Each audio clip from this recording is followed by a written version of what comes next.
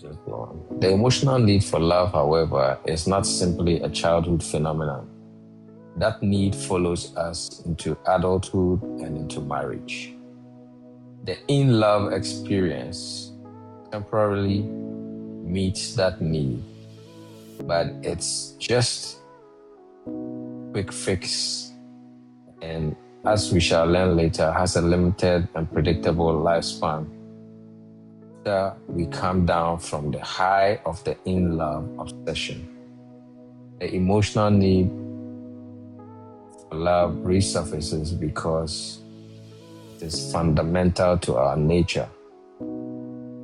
It is at the center of our emotional desires. We needed love before we fell in love, and we will need it as long as we live.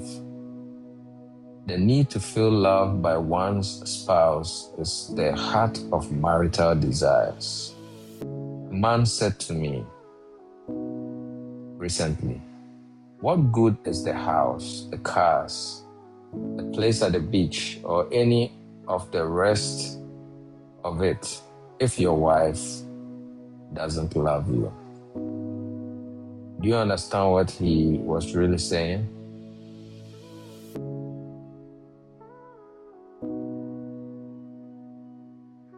Do you understand what he was really saying? More than anything, I want to be loved by my wife. Material things are no replacement for human emotional love. A wife says, "He ignores me all day. He ignores me all day, and he wants to jump in bed with me. I hate it."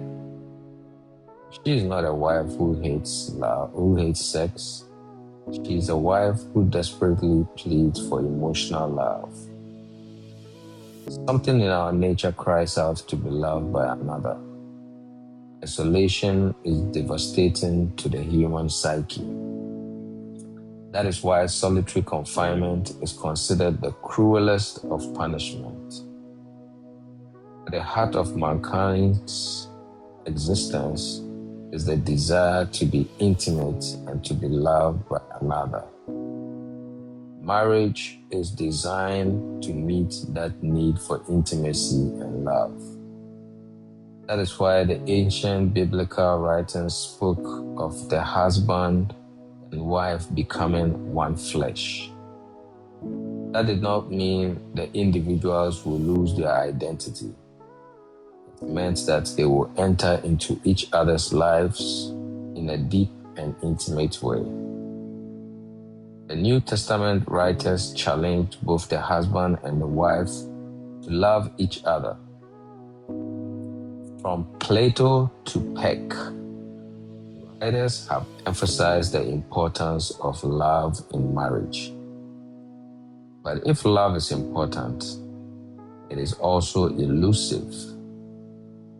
Listen to many married couples share their secret pain. Some came to me because the inner ache had become unbearable. Others came because they realized that their behavior patterns or the misbehavior of their spouse was destroying the marriage. Some simply came to inform me that they no longer wanted to be married. Their dreams of living happily ever after had been dashed against the hard walls of reality. Again and again, I heard the words, "Love is gone. A relationship is dead. We used to feel close, but not now. We no longer enjoy being in each other's company. We don't meet each other's needs." Their stories bear testimony that adults as well as children have loved. Could it be that deep inside hurting couples exist an invisible emotional love tank with its gauge on empty? Could it be that deep inside hurting couples exists an invisible emotional love tank with its gauge on empty could the misbehavior, withdrawal, harsh words, and critical spirit occur because of the empty tank? If we could find a way to fill it, would the marriage be reborn? With a full tank, will couples be able to create an emotional climate where it is possible to discuss differences, resolve conflicts, or could that tank be the key that makes marriage works? Those questions sent me on a long journey. Along the way, I discovered a simple yet powerful insight contained in this book. The journey has taken me not only through 30 years of marriage counseling, but into the hearts and minds of hundreds of couples throughout America. From Seattle to Miami, couples have invited me into their inner chamber of marriages. We have talked openly. The illustrations included in this book are cut from the fabric of real life. Only names and places are changed to protect the privacy of the individuals who have spoken so freely. I'm convinced that keeping the emotional love tank full is as important to a marriage as maintaining the proper oil level in an automobile. Running your marriage on an empty love tank may cost you even more than trying to drive your car without oil. What you are about to read has the potential of saving thousands of marriages and can even enhance the emotional climate of a good marriage.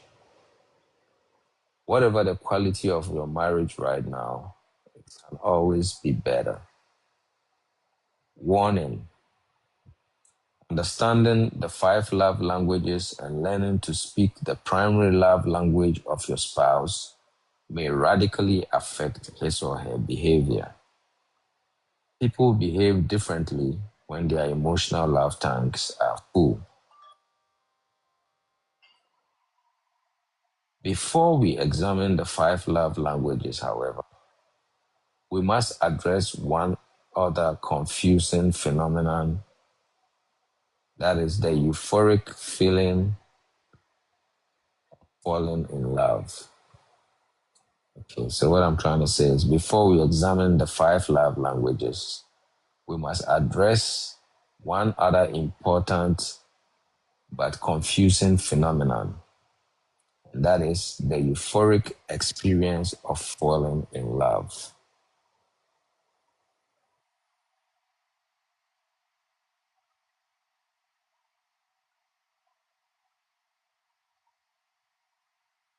Falling in love. She showed up at my office without an appointment and asked my secretary if she could see me for 5 minutes. I'd known Janice for 8 years. She was 36 and had never married. She had dated several men through the years, one for 6 years, another for 3 years, and several others for shorter periods of time. From time to time, she had made appointments with me to discuss particular difficulty in one of her relationships. She was by nature a disciplined, conscientious, organized, thoughtful, and caring person. It was completely out of character for her to show up at my office unannounced. I thought, there must be some terrible crisis for Janice to show up without an appointment. I told my secretary to show her in.